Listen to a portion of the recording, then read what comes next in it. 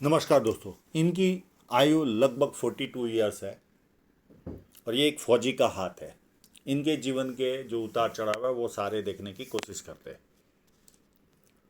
जब किसी व्यक्ति के हाथ में ये दो उंगलियां ऊपर की तरफ हो तो ऐसे लोग जो समय पर निर्णय लेना होता है वो ले नहीं पाते और उसके बाद पछतावा होता है कि मैंने ये कार्य किया होता तो अच्छा होता था। तो ऐसे लोगों को सलाह है कि किसी न किसी की सलाह लेकर आप कोई भी स्टेप लीजिए। ये पूरा चौड़ाई भरा हाथ है। ऐसे लोग मेहनती होते हैं और मेहनत करके अपने जीवन को सफल बनाते हैं। अंगूठा स्ट्रेट है पर हाथ के मुकाबले कमजोर है, तो कॉम्प्रोमाइज नेचर व्यक्ति का रहता है। और फर्स्ट फैलेंज इतना नुकीला नहीं है तो इधर उधर ध्यान जाता है। सेकंड फैलेंज काफ़ी अच्छा है, तो लॉजिक के साथ तत्वों के साथ अपनी बात रख पाते होंगे। उंगलियां छोटी है तो हाथ के नीचे काम करने वालों की संख्या ज़्यादा रहती है और फास्ट निर्णय लेते हैं। और इस तरह के पोर हो फर्स्ट फैलेंज के, तो ऐसे लोगों को जैसे होश संभालते हैं तो किसी न किसी पॉलिटिकल पार्टी के ये फॉलोअर होते हैं। पॉलिटिक्स में पार्ट लेते हैं ऐसा नहीं है, फॉलो करने वाले लोग होते हैं। सूर्य की उंगली बड़ी है, ये व्यक्ति को हिम्मती स्वभाव देती है। जेब में 50,000 और 50 लाख की रिस्क लेनी हो तो आसानी से लेते हैं। छोटी उंगली फर्स्ट फैलेंज तक नहीं पहुंच रही तो व्यक्ति डॉक्यूमेंटेशन, फाइलिंग, चीज़ों को संभाल कर रखना, याद शक्ति, मनी मैनेजमेंट और अकाउंट, इन सारी चीज़ों में व्यक्ति कमज़ोर होता है। पर इनको मनी ट्रायंगल है तो मनी मैनेजमेंट में इतने कमज़ोर नहीं होंगे। अभी इनके इंक लगे हुए पाम पर चलते हैं। बुद्ध पर्वत व्यवस्थित है और उस पर छोटी छोटी लाइन है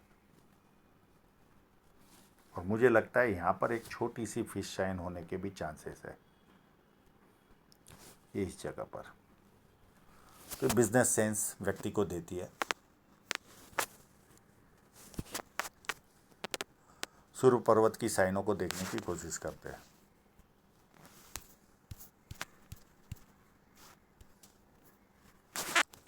एक नाड़िका रेखा से बनी हुई यहाँ पर है।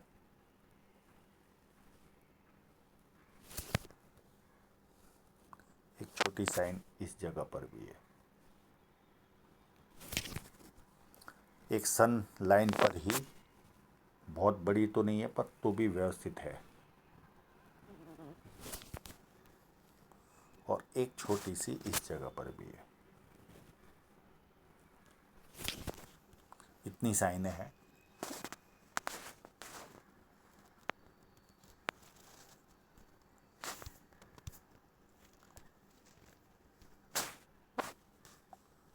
शनि पर्वत एकदम फ्लैट है, हल्का सा यहाँ पर उभार है। सुबह उठने में इतना आनंद नहीं आता होगा। उठते होंगे, फौजी है तो इतना अच्छा नहीं लगता व्यक्ति को। और शनि पर्वत फ्लैट है, आलस क्या होता है व्यक्ति को पता ही नहीं होता। एक लाइन है यहाँ पर, दो लाइन है। ये लाइनें व्यक्ति को मल्टीपल इनकम के सोर्स देती है। ये साथ साथ में शेयर मार्केट का भी देखते हैं। पामिस्ट्री, एस्ट्रोलॉजी, इस तरह की मिस्ट्री साइंस में ध्यान जाता है। सेवा भावी, धार्मिकता, ये सारे गुण व्यक्ति को मिलते हैं।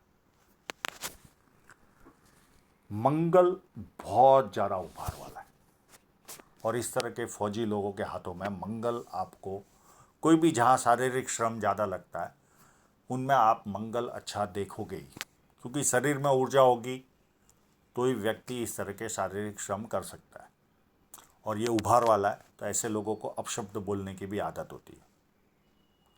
हाँ, उम्र बढ़ते वो कम जरूर होता है पर एकदम निकलता नहीं। और दूसरा माइनस पॉइंट होता है जब हाथ पैर नहीं चलेंगे उस समय भी ये ज़्यादा अपशब्द बोलेंगे। बाहरी मंगल भी बहुत ज़्यादा अच्छा है, तो ऐसे लोग जब किसी से मिलते एनर्जी के साथ मिलते हैं, सामने वाला कंफर्टेबल फील करता है। और जब आपके दोनों मंगल अच्छे हो तो प्रॉपर्टी से भी बहुत बेनिफिट मिलती है, यानी प्रॉपर्टी अभी जीवन में अच्छी खासी आती है, ये भी मैंने देखा है।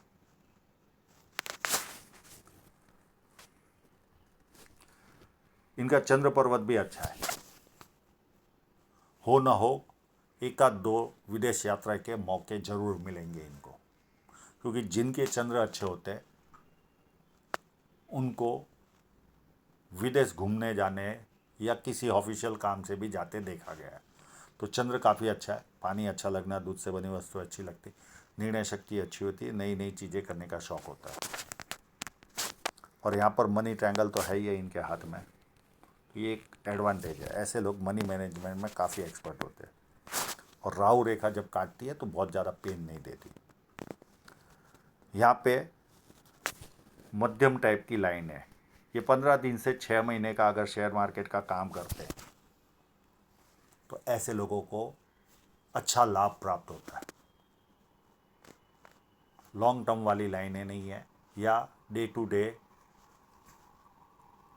जो शेयर मार्केट का काम करे वैसी लाइन भी नहीं है। और शुक्र पर्वत भी अच्छा है। हाँ, बहुत ज़्यादा उभार नहीं है, पर जैसा चाहिए व्यवस्थित शुक्र पर्वत है। गुरु पर्वत मैं डिस्कस करना छोड़ दिया और भूल गया। गुरु पर्वत जब आपका टिल्टेड हो तो पारिवारिक और सांसारिक समस्याएं रहती है। अगर बचपन में सर पे जोर से लगाओ तो सांसारिक समस्याएं नहीं होती, पर पारिवारिक समस्याएं तो रहती है। परिवार के लोगों में एक्सपेंस होता ही है। चाहेंगे तो मैं इसका उपाय दे दूंगा। अब हृदय रेखा इनकी यहाँ से शुरू हो रही है, शनि से, तो सुबह उठते ही पैसे की तरफ झुकाव जाता है। अब लोग हृदय रेखा देखने में बहुत गलतियां करते हैं। ये देखिए, ये लाइन यहाँ से डिवाइडेशन है, ये देखिए, ये अलग लाइन है और ये लाइन अलग है, तो ये थोड़ी सी आगे जा रही है। इस तरह से डिवाइडेशन होता है हृदय रेखा का। मैक्सिमम लोग ये गलती करते हैं, उनको लगता है आंखों से देखा और ऐसे पकड़ लिया। तो हृदय रेखा शनि के आसपास से शुरू हो रही है, तो पैसे की तरफ झुकाव रहता है, कामुकता रहती है।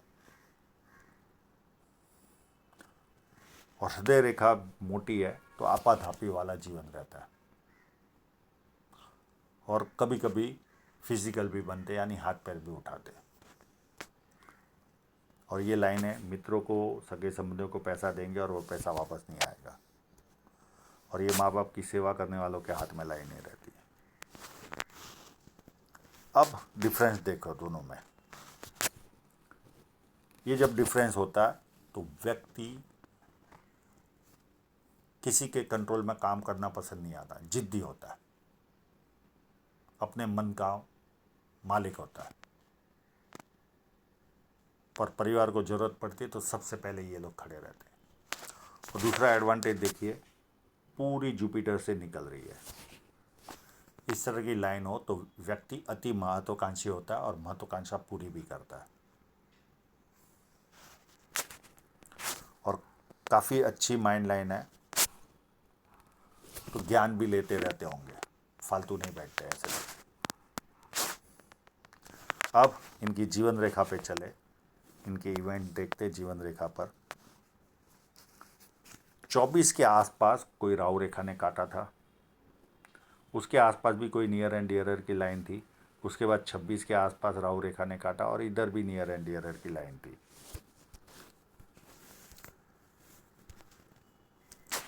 ये लाइन ने इनकी शादी कराई है एज ऑफ 32 में।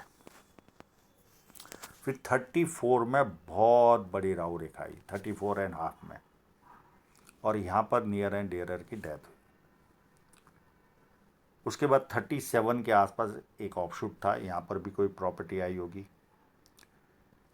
फिर 40 के आसपास एक ऑफशूट था और यहाँ पर भी कोई नियर एंड डियरर की डेथ हुई होगी। एक 41 में छोटा ऑफशूट था, 42 में एक छोटा ऑफशूट था, और 43.5 के आसपास एक राहु रेखा है। उसके बाद 44 के आसपास यात्रा होगी इनकी।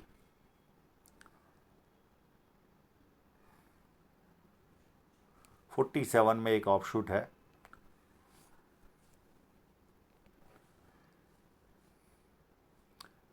फिर 49 में ऑफशूट है। फिर 51 में एक हल्की सी राहु रेखा है, और उसके बाद 54 से लेकर 56 तक ये छोटी छोटी राहु रेखा है, इनको परेशान करेगी। और 61 के आसपास बहुत बड़ा ऑफशूट है, यहाँ पर काफ़ी बड़ी प्रॉपर्टी खरीदेंगे, और ये बीच में भी अच्छी खासी प्रॉपर्टी, 2 प्रॉपर्टियाँ मिनिमम या 3 आएगी।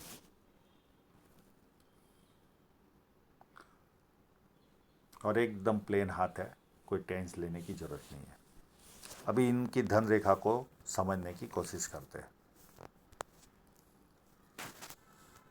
36 तक या 35 तक बहुत सुंदर राहु धन रेखा थी, और उसमें भी 31 से लेकर 35 तक काफ़ी अच्छी रेखा थी। हाँ, बीच में वो जो राहु रेखा आई होगी उसमें डिस्टर्बेंस आया होगा जीवन में। उसके बाद इनकी धन रेखा डिस्टर्ब हुई, और 42 से वापस सुंदर धन रेखा टुकड़ों टुकड़ों में चल रही है, इससे कोई प्रॉब्लम नहीं आता। तो ये 55 तक अति उत्तम धन रेखा है। उसके बाद इतनी सशक्त नहीं है, और उसी पीरियड में राहु रेखा भी है, और उसके बाद धन रेखा ही नहीं है। तो ये ज़्यादा अर्न करेंगे, ये लोग ज़्यादा अर्न करेंगे, यानी मुझे लगता है ये आफ्टर रिटायरमेंट ज़्यादा पैसा कमाएंगे। क्योंकि धन रेखा स्टॉप हो जाए और उसके बाद चालू हो तो व्यक्ति बर्बाद होता है, पर धन रेखा बाद में हो ही ना तो उससे जैसा अच्छा योग ही नहीं कोई। जितनी साइनों का प्रभाव होगा वो पूरा मिलेगा। यानी मेरे हिसाब से लगभग 58 के बाद इनकी धन रेखा है ही नहीं।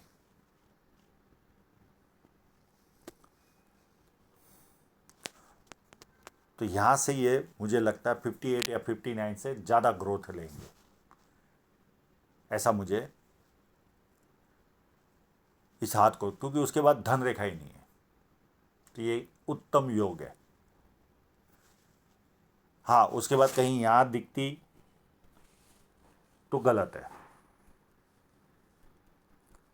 दूसरी एक साइन मुझे लग रहा है यहाँ पर इनको काफ़ी अच्छी पोस्ट मिलेगी, ऐसा लग रहा है एक जगह पे।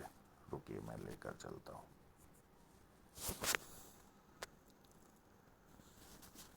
ये इस जगह पर ये लगभग 46-47 के आसपास कोई उत्तम पोस्ट, इनको बड़े ऑफिसर ग्रेड बन सकते हैं यहाँ पर ये। और उसके बाद भी कोई और पोस्ट मिलेगी, पर ये काफ़ी उत्तम वाली पोस्ट रहेगी।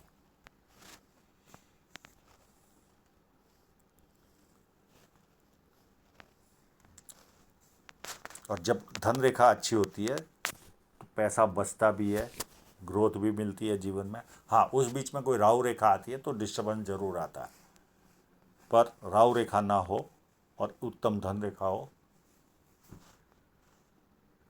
तो प्रोग्रेस रहती है। और ऐसी कोई बड़ी राहु रेखा इनको काटती नहीं है, और मनी ट्रायंगल भी है, तो बहुत ज़्यादा चिंतित होने की आवश्यकता नहीं है। तो आशा रखता हूँ इनके सभी प्रश्नों के जवाब इनको मिल गए होंगे, और आप लोगों का पूरा वीडियो देखने के लिए बहुत बहुत धन्यवाद।